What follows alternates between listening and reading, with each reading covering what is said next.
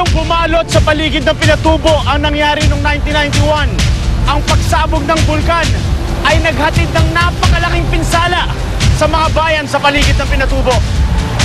Sa susunod na video na mapapanood ninyo, panoorin kung gaano kalupit ang hagupit ng kalikasan na dala ng pagsabog ng bulkan. Isa sa pinakamalakas na pagsabog sa kasaysayan ay nang pumutok ang Mount Vesuvius sa Italy noong 79 AD. Tinatayang nasa 20,000 katao ang nasawi sa pagputok nito. Taong 1980 naman, na mag-umpisang mag-alburuto ang Mount St. Helens sa Amerika. Isa si Risa Kelly sa mga taong nakatira malapit sa bulkan noon. Ang malaparaiso nilang lugar, ginulat ng sunod-sunod na paglindol. Dito na nagsimulang magsuspecha ang mga geologist pagkatapos ng isang mahinang ash eruption galing sa bulkan. Kaagad ideklarang danger zone ang paligid nito.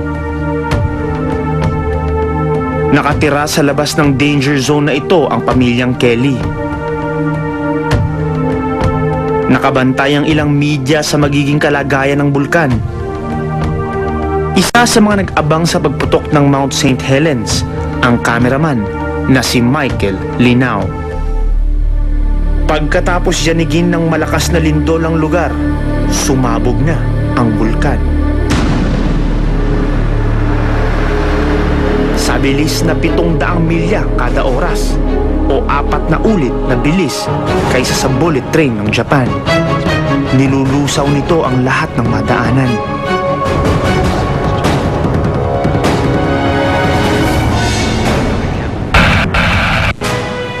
Habang patuloy ang pamiminsala ng Mount St. Helens, marami sa mga bayan ang binalot ng makapal at maitim na usok.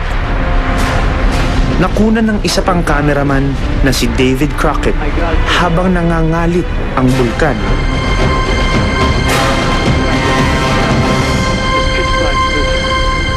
Sa mga pagkakataong ito, nagpasya na ang pamilya ni Risa na lumikas. Pero kung anong nais na kumawala ni Risa, gano'n naman ang kagustuhan ni David na suungin ang danger zone. Dahil nabalot na ng maitim at makapal na usok ang bawat madaanan nila, naligaw sila sa paligid ng bulkan.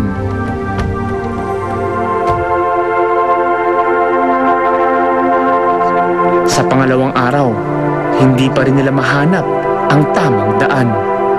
Pero hindi pa natapos rito ang kanilang kalbaryo. Isa pang malakas na pagsabog ang nangyari, habang paparating naman ang isang bagyo. Nagkaroon ng mainit na ashfall habang umuulan.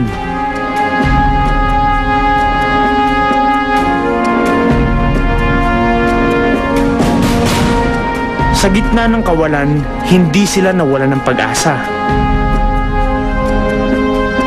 Umaasang makakaalis sila sa tila impyernong kanilang napasukan.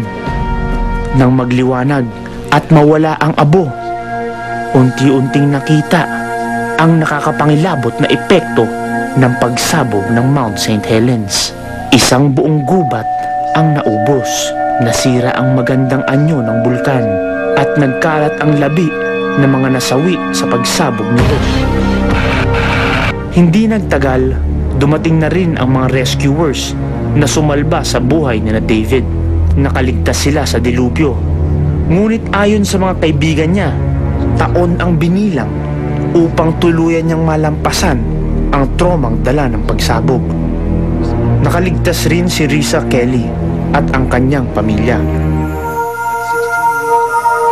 Pagkatapos ng 16 na taon, bumalik siya sa lugar na minsan niyang itinuring na tahanan.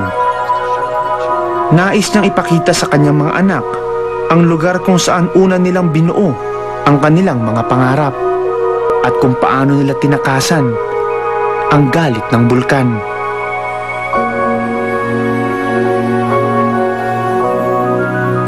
Pero may ilan na hindi naging kasing palad ni Risa dahil may iba na hindi nakaligtas sa bagsik ng Mount St. Helens. susunod, saksihan ng matinding epekto ng pagragasa ng mud flow o lahar dala ng pagkatunaw ng yelo sa Mount St. Helens.